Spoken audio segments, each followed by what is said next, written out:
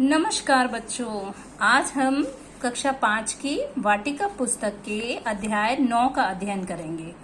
पाठ 9 की रीडिंग करेंगे। ठीक है। एक राजा था। वह बहुत समझदार और धुन का पक्का था। मतलब जो ठान लेता था वो करके छोड़ता था, ऐसा वाला राजा था। ये दिखाई दे रहा है, चित्र भी देखा करो बच्चों साथ के साथ। ये राजा था। ठीक है। वह जो सोचता उसका हल ढूंढ कर ही चैन लेता। किसी भी काम में उसे अपनी पराजय उसे बहुत अखरती थी। पराजय कहते हैं हार को। वो हार उसे अच्छी नहीं लगती थी। वो जो सोचता था उसे करके ही दम लेता था और उसे अपनी हार अच्छी नहीं लगती थी। वह सोचता क्या उपाय किया जाए जिससे वह कभी न हारे। अच्छा, उसके मन में जीतने की हमेशा इच्छा बनी रहती थी। एक दिन उसके मन में 3 सवाल उठे। पहला सवाल था, किसी कार्य को करने का सही समय कौन सा होता है। दूसरा सवाल था, किसकी बात सुननी चाहिए और किसे टालना चाहिए। और सबसे बड़ा तीसरा सवाल था कि सबसे आवश्यक कार्य कौन सा है, सबसे जरूरी काम कौन सा है। तो उसके 3 सवाल उसके मन में हमेशा उठते रहते थे कि किसी काम को करने का सही समय कौन सा है, कोई भी काम किस टाइम करना चाहिए। दूसरा था कि किसकी बात सुने और किसको अनसुना कर दें। टालना चाहिए मतलब अनसुना कर देना चाहिए। और सबसे बड़ा तीसरा सवाल था, सबसे जरूरी काम कौन सा है। तो अपने इन 3 सवालों का उत्तर पाने के लिए राजा ने अपने राज्य में घोषणा करवाई, जो भी इन 3 सवालों का उत्तर देगा उसे यथेष्ट पुरस्कार दिया जाएगा। यथेष्ट कहते हैं भरपूर, जितना वो चाहेगा उतना पुरस्कार उसको दिया जाएगा। घोषणा होते ही दूर दूर से लोग राजा के पास आने लगे। घोषणा हुई तो लोग सोचने लगे कि अरे वाह, हम भी इंटेलिजेंट हैं, हम भी ये कर सकते हैं। तो लोग उसके पास आने लगे। पहले प्रश्न के उत्तर में कुछ लोगों ने कहा, किसी कार्य को शुरू करने से पहले सोच लेना चाहिए कि कार्य कितने दिन या महीने में पूरा होगा। फिर कार्य करने का समय और तरीका निश्चित करना चाहिए और उसी के अनुसार कार्य करना चाहिए।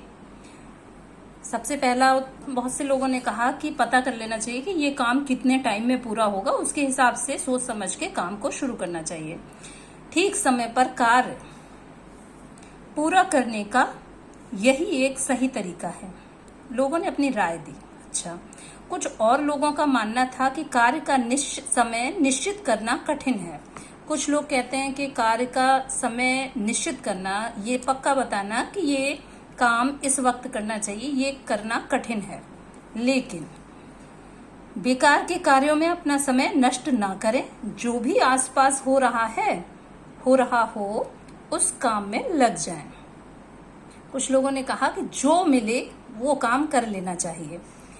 कुछ लोगों ने बताया, राजा अकेले प्रत्येक कार्य शुरू करने का समय कैसे निश्चित कर सकता है। राजा के पास सलाहकार होने चाहिए। उनकी सहायता से राजा निश्चित कर सकता है कि कार्य कब और कैसे किया जाए।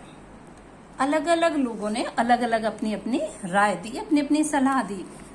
लेकिन कुछ और लोग भी थे। उनका कहना था, हर कार्य का समय पहले से सोचना कठिन है। कि किसी भी काम को पता नहीं कि कब करना चाहिए, ये पहले से सोचना कठिन है। आलस्य में समय ना बिताएं। जो भी काम सामने हो उसे पूरा कर लें। ये भी वही बात है कि जो काम आए उसे कर लेना चाहिए। किसी ने कहा कि कभी कभी सलाह लेने का समय ही नहीं होता। कभी कभी कोई काम इतना अर्जेंट होता है, इतना जरूरी होता है कि उसमें समय ही नहीं मिलेगा कि सलाह किसकी लें, तो वो खुद से ही करना पड़ेगा। तो कुछ लोगों ने कहा कि कभी कभी सलाह लेने का समय ही नहीं होता, जबकि जवाब तुरंत चाहिए। इसलिए उत्तर केवल जादूगर ही दे सकते हैं। हाँ, कुछ लोगों ने ये भी कहा कि इसका उत्तर तो जादूगर ही दे सकते हैं कि कब शुरू करें। बस वे जादू से सब कुछ जानकर राजा को बता देंगे, ऐसा कुछ लोगों ने कहा। इसी तरह दूसरे सवाल के भी कई जवाब थे। कुछ लोगों का कहना था, राजा के लिए सलाहकार बहुत जरूरी होते हैं। कुछ पुजारी और कुछ वैद्य को जरूरी बता रहे थे। कुछ लोग कह रहे थे कि राजा के लिए पुजारी और वैद्य, वैद्य मतलब चिकित्सक, डॉक्टर, वो जरूरी होते हैं।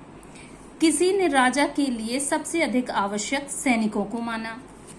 राजा ने दूसरा सवाल किया था ना कि किसकी बात सुननी चाहिए और किसको टालना चाहिए। उसके जवाब में कुछ ने कहा भाई पुजारी बहुत जरूरी है, कुछ ने कहा भाई वैद्य बहुत जरूरी है, और कुछ ने कहा कि भाई सैनिक ही सबसे ज्यादा जरूरी हैं। तीसरे प्रश्न के भी कई उत्तर थे। कुछ लोगों ने ज्ञान विज्ञान को सबसे जरूरी कार्य बताया, तो कुछ ने रणनीति और किसी ने दान धर्म को। सबकी अपनी अपनी राय थी। कुछ बता रहे हैं कि ज्ञान विज्ञान जरूरी है और कुछ बता रहे हैं कि दान धर्म जरूरी है। सारे उत्तर अलग अलग थे। राजा को एक भी उत्तर सही नहीं लगा। अच्छा, राजा इन सभी उत्तरों से असहमत था। उसे नहीं लगा कि ये सारे उत्तर में से एक भी सही है। राजा ने सुना था कि पास के जंगल में वर्षों से एक साधु तप कर रहे हैं। वे केवल साधारण जनों से मिलते हैं। उनके ज्ञान की चर्चा दूर दूर तक थी। अपने सवालों का जवाब पाने के लिए राजा ने उनसे मिलने का निश्चय किया। राजा ने सुन रखा था कि पास ही के जंगल में एक साधु तप कर रहे हैं। वो बड़े ज्ञानी हैं, बहुत ज्यादा विद्वान हैं, तो उन्हीं से सारे सवालों के जवाब क्यों न पाए जाएं। और राजा ने उनसे मिलने का निश्चय किया। अच्छा, वो मिलते थे साधारण लोगों से। साधारण बोले तो राजा वगैरह से नहीं मिलते थे, वो साधारण आम लोगों से मिलते थे। तो राजा ने क्या किया देखते हैं। दूसरे दिन राजा ने राजसी वस्त्र उतारकर साधारण कपड़े पहने। अब राजा ने भी साधारण व्यक्ति की तरह कपड़े पहने, अपने जो बिल्कुल ऐसे साधारण लोगों की तरह। पहले राजा इस तरह के कपड़े पहनते थे, अब ये नॉर्मल एकदम साधारण लोगों की तरह कपड़े पहने। फिर क्या हुआ बच्चों, उतारकर कपड़े पहने। कुछ अंगरक्षकों को, अंगरक्षक कहते हैं मतलब जो अपने साथ रहते हैं, बॉडीगार्ड सुना होगा शब्द, उनको अंगरक्षक कहते हैं। ठीक है, जो हमारी रक्षा करते हैं। अंग और रक्षक, अंग रक्षक मतलब शरीर की जो रक्षा करते हैं उनको अंगरक्षक कहते हैं।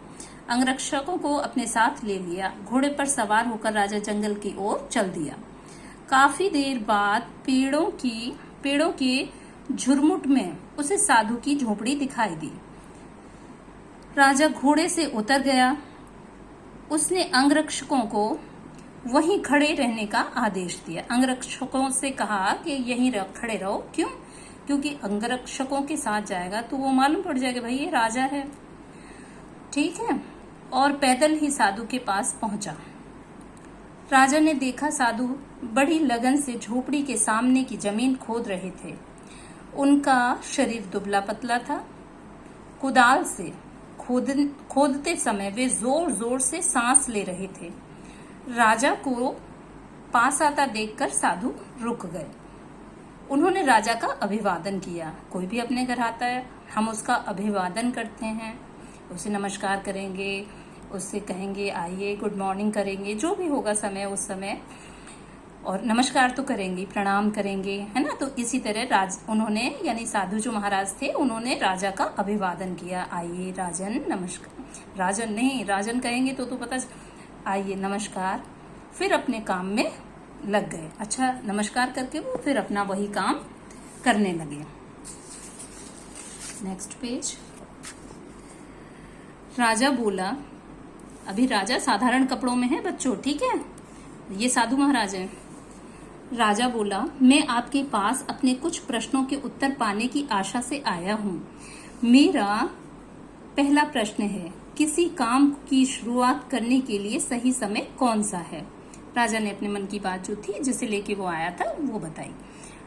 दूसरा, मुझे किन लोगों की जरूरत सबसे ज्यादा है? वही दूसरा सवाल कि किसको सुनूं और किसको टालूं, मुझे किन पर ज्यादा ध्यान देना चाहिए, मतलब मेरे लिए कौन जरूरी है सबसे ज्यादा, है ना।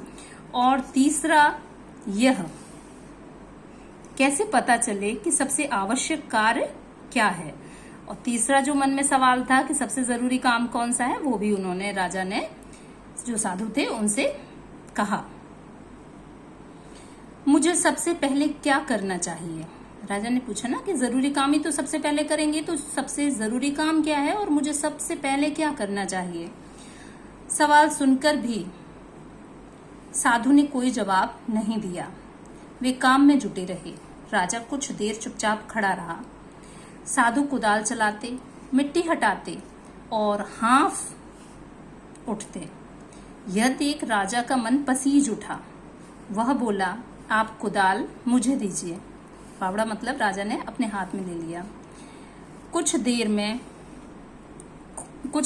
मैं खोद दूं। राजा ने कहा कुछ देर मैं खोद देता हूं, क्योंकि वो हाँफ रहे थे तो उसे अच्छा नहीं लग रहा था। साधु ने चुपचाप कुदाल उसे थमा दी। खुद जमीन पर एक तरफ बैठ गए। 1 घंटा बीता, दूसरा घंटा बीता। राजा खोदता रहा। सूरज पेड़ों के पीछे छिपने लगा। तब कुदाल एक तरफ रखकर राजा साधु से बोला, मैं आपके पास 3 प्रश्न लेकर आया हूँ। आपने मेरे प्रश्नों का उत्तर नहीं दिया। यदि आप मेरे एक भी प्रश्न का उत्तर नहीं जानते तो मुझे बताएं, मैं लौट जाऊंगा। इतना सुनकर भी साधु चुप रहे, उन्होंने कुछ नहीं कहा। तभी किसी के दौड़कर आने की आवाज सुनाई दी। साधु ने देखा, आओ देखते हैं कौन आया है। साधु ने जवाब तो नहीं दिया कुछ भी, लेकिन उनसे कहा कि चलो देखते हैं दौड़कर कौन आ रहा है हमारे पास। राजा ने मुड़कर देखा, एक आदमी दौड़ता हुआ वहीं आ रहा था। वह दर्द से कराह रहा था। उसके पेट से खून बहकर पैरों पर गिर रहा था। राजा के पास आकर वह कुछ बुदबुदाया और बेहोश हो गया। राजा और साधु ने मिलकर उसे भूमि पर लेटाया। उसके कपड़े ढीले किए। उसके पेट में बहुत बड़ा घाव हो गया था। राजा ने उसका घाव धोकर पट्टी बांधी, पर वह पट्टी खून से भीग गई। खून इतना निकल रहा था कि वो पट्टी जो बांधी ना राजा ने, वो भी भीग गई। राजा ने फिर से खून साफ किया और दूसरी पट्टी बांधी। 2-3 बार पट्टियां बदली। तब कहीं खून बहना बंद हुआ। उस आदमी की चेतना लौटी तो उसने पानी मांगा। राजा ने ताजा पानी लाकर उसे पिलाया। संध्या हो गई थी। संध्या मतलब शाम हो गई थी। हवा भी ठंडी हो चली थी। बाहर लेटा हुआ आदमी, जो वो आदमी था ना जो घायल था, बाहर लेटा हुआ आदमी ठंड से कांप उठा। राजा और साधु ने मिलकर उसे झोंपड़ी के भीतर सुलाया। वो खुद तो नहीं उठकर सोने लायक था, तो राजा और साधु ने उसे अंदर सुलाया। वह आंखें बंद किए चुपचाप बिस्तर पर लेटा रहा। यह सब करते करते राजा बहुत थक गया था। पूरे दिन कुदाल चलाइए 2-3 घंटे। अच्छा, देहरी पर बैठते ही वह गहरी नींद में सो गया। दूसरे दिन सुबह उसकी आंख खुली। पहले तो उसे समझ में नहीं आया कि वह कहाँ है। हाँ, कैसे समझ में आएगा बच्चों, रोजाना वो जगता होगा राजमहल में, आज वो झोपड़ी में जगा है, तो उसे समझ में नहीं आया कि मैं कहाँ सो गया। सामने लेटा हुआ बीमार आदमी कौन है, वह उसे एकटक देखता रहा। धीमी आवाज में उस आदमी ने राजा से कहा, मुझे माफ कर दीजिए। राजा पहले तो अचकचाया। उसे अजीब लगा कि कोई मुझसे अचानक से माफी क्यों मांग रहा है। फिर बोला, मैं तुम्हें नहीं जानता, तुम मुझसे माफी क्यों मांग रहे हो। आप मुझे नहीं जानते, पर मैं आपको जानता हूँ। मैं आपका शत्रु हूँ। शत्रु दुश्मन को कहते हैं, ठीक है।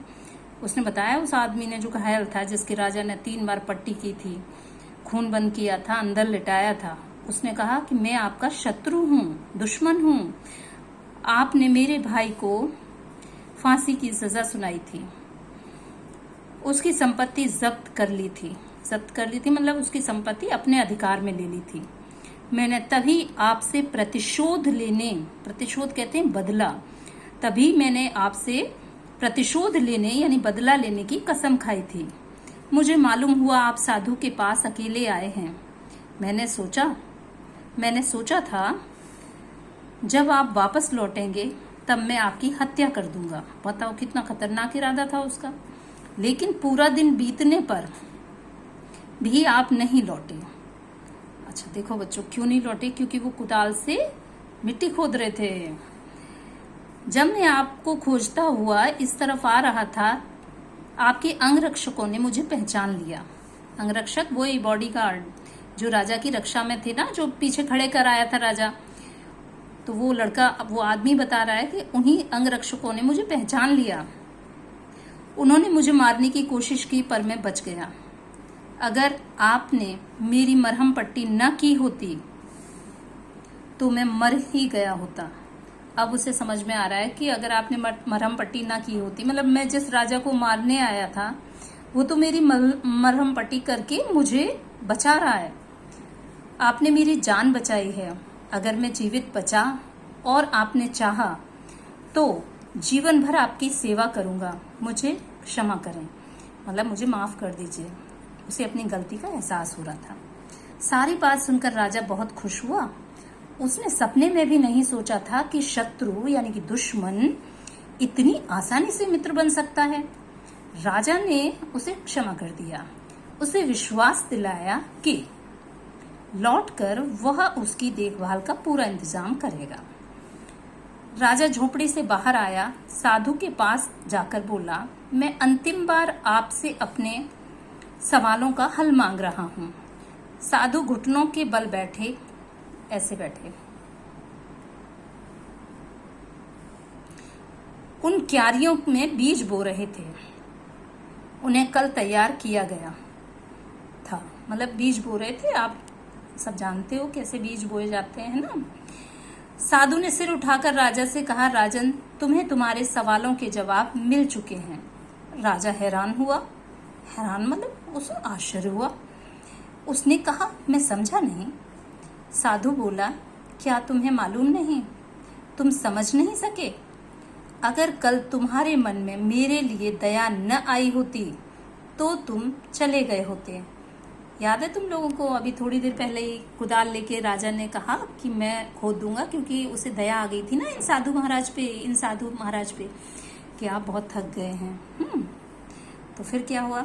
अगर कल तुम्हारे मन में मेरे लिए दया न आई होती तो तुम चले गए होते। साधु कह रहे हैं, तुमने ये क्यारियां तैयार न की होती तो राह में यह आदमी तुम पर हमला करता। मेरे पास न रुकने के लिए तुम पछताते। मतलब तुम्हें पछतावा होता कि अरे हम रुक गए होते, ये सोचते। चलिए, जब तुम क्यारियां तैयार कर रहे थे वही सबसे सही समय था। समझ रहे हो बच्चों? अब वो उत्तर दे रहे हैं साधु महाराज। जब तुम क्यारियां तैयार कर रहे थे वही सबसे सही समय था। तब सबसे महत्व का मतलब सबसे जरूरी, महत्वपूर्ण महत्व का आदमी मैं था। साधु कह रहे हैं कि उस समय सबसे जरूरी आदमी मैं था। उस समय मेरा काम सबसे जरूरी था। मेरा काम मतलब जो काम फावड़े से वो खोद रहे थे मिट्टी, वही काम सबसे जरूरी था, ये बता रहे हैं। जब यह आदमी दौड़कर हमारे पास आया और हमने उसकी मरहम पट्टी की, वही सबसे सही समय था। अगर तुम उसकी मरहम पट्टी न करते तो उसकी मृत्यु हो जाती मतलब मर जाता वो। इसलिए उस समय वही सबसे महत्व का आदमी था।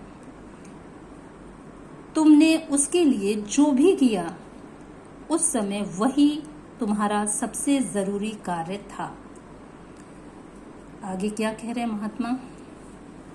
याद रखना, सबसे सही समय वही होता है जब हमारे पास किसी भी तरह की शक्ति होती है। अपनी शक्ति का गलत इस्तेमाल नहीं करना चाहिए।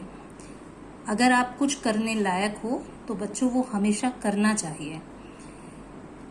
मैं तुम सभी से कहना चाहूँगी, अगर आप अपने मम्मी पापा को देख रहे हैं मेहनत करते हुए, परेशान होते हुए, तो उस काम में थोड़ा हाथ बटाने में कोई प्रॉब्लम नहीं होती। अच्छा, अगर शक्ति का मतलब नहीं पता, शक्ति मतलब ताकत। सबसे महत्व का आदमी वह होता है जिसके साथ हम होते हैं। हमेशा याद रखो, आपके पास में जो भी है, तभी तो कहते हैं पड़ोसी सबसे ज्यादा महत्वपूर्ण होता है। पड़ोसी इसलिए कि अगर हम कहीं गलती से अकेले हैं घर में और बेहोश हो गए तो हमें उठाने वाला घर पे कोई नहीं है तो पड़ोसी उठाएगा। यानी कि जो हमारे पास हो और घर में कोई है तो वो सबसे महत्वपूर्ण है। कोई नहीं जानता कब क्या होगा, ये सच बात है। कोई भी किसी को नहीं मालूम होता कब क्या होने वाला होता है। सबसे जरूरी काम है अपने सामने संकट में पड़े आदमी की सहायता करना। बच्चों, ये सबसे बड़ी सीख है कि आपके जीवन में कभी भी कोई व्यक्ति ऐसा आए जिसको सहायता की जरूरत हो, मदद की जरूरत हो, उसकी मदद जरूर करना। हमें जीवन इसलिए मिला है कि दूसरों के काम आए। हमें जीवन इसलिए मिला है कि दूसरों के काम आए। दूसरों के काम आए का मतलब जब भी कोई किसी को हमारी जरूरत हो तो हम वो काम कर दें। इसी में जीवन की सफलता है। बात समझ रहे हो बच्चों? सफलता इसमें नहीं है कि हम ऊल जलूल हरकतें करें, ऊल जलूल काम करें। सफलता इसमें है कि अगर कोई जरूरतमंद है, अगर कोई बूढ़ा है, दुर्बल है, तो हमें उसकी सहायता करनी चाहिए। यही जीवन की सफलता है। अगर किसी अंधे व्यक्ति को देखो तो मजाक नहीं बनानी है उसको रोड पार करानी है अगर वो रोड पार करने के लिए। और अगर कोई डंडा ढूंढ रहा है अंधा व्यक्ति तो उसको डंडा देना है। कोई बड़ा बूढ़ा देखो जो चल भी नहीं पा रहा है और वो कहे मुझे पानी चाहिए, तो चुपचाप उठ के सबसे पहला काम आपका होगा कि पानी दो उसको। इतना कहकर साधु चुप हो गए। साधु का उत्तर पाकर राजा को संतोष हुआ। राजा को समझ में आया कि साधु ने क्या बताया है, वो राजा को समझ में आ गया। ये समझ में आ गया कि सबसे जरूरी काम है, जो भी आपके सामने परिस्थिति हो उसके अनुसार देख लें कि सबसे जरूरी काम क्या है। जो काम आपके सामने आए वही जरूरी काम। जो व्यक्ति आपके साथ हो वो सबसे महत्वपूर्ण व्यक्ति, और दूसरों की सहायता हमेशा करनी है। राजा ने आदर से उनको प्रणाम किया। प्रणाम मतलब नमस्कार, प्रणाम कर रहे ना राजा। प्रणाम किया और उनसे विदा लेकर अपने महल की ओर चल पड़ा। राजा को जब उत्तर मिल गए तो वो वापस अपने महल की ओर चले गए। तो बच्चों, ये लियो टॉल्स्टॉय एक राइटर हैं, उनकी कहानी है और बड़ी ही शिक्षाप्रद कहानी है। अपने जीवन में ध्यान रखो, शिक्षा ये मिलती है इससे कि हमेशा दूसरों की सहायता करनी चाहिए और जो भी काम आपके सामने आए वो काम अवश्य करना चाहिए। अब इस पूरे चैप्टर के प्रश्नोत्तर और सारी एक्सरसाइजेस हम अगले वीडियो में डिस्कस करेंगे। ओके, तब तक के लिए बाय, नमस्कार।